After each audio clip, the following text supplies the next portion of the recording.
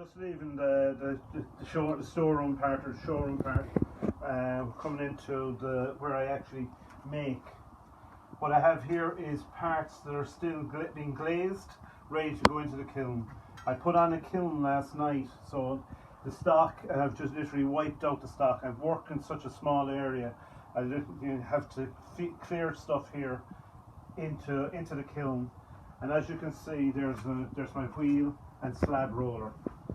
They're the two main parts that I make. That's where I make all the flatware, the platters, and all the bowls are made here. And at the bases for the urns as well. I've got a thing from making handles for the mugs. Is this thing here. Can't remember the name of it off the top of my head. The thing, we just called it the thing. And this is a pug.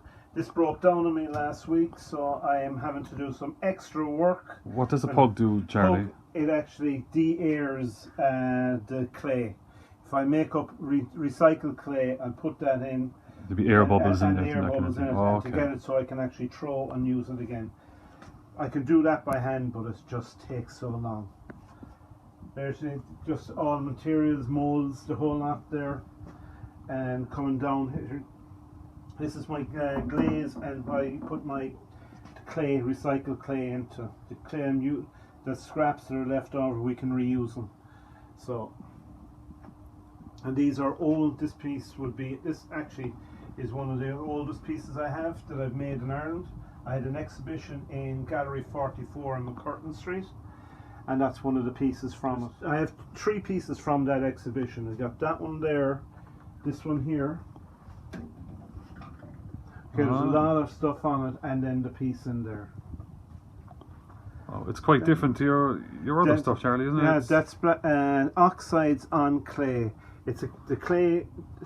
I don't make this much anymore because the clay I've got was from Holland, and the oxides reacted really well with it, for my taste anyway, because it came a real nice brown. The last time I tried oxides on one of the clays I've done recently, it's come out green. Okay. And I just didn't like the colours, and I put it to myself. I can show you the kilns here. Yeah, let's go and have a look. Okay, the kiln here. Kiln here is I got that off DBI in last year. It's fire at the moment. It is hot. I can feel the heat from here.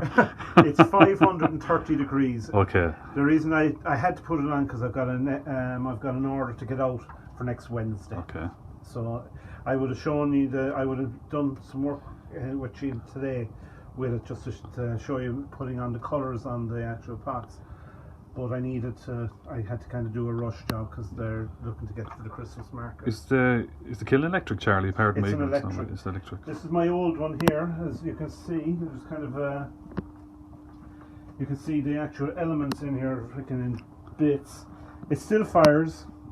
It's still like, but it doesn't reach the proper temperatures I want. So just on the table here, Charlie. What would these pieces be? What would these be? This is what we call kiln furniture. Okay. So, I just leave that up there. Kiln furniture.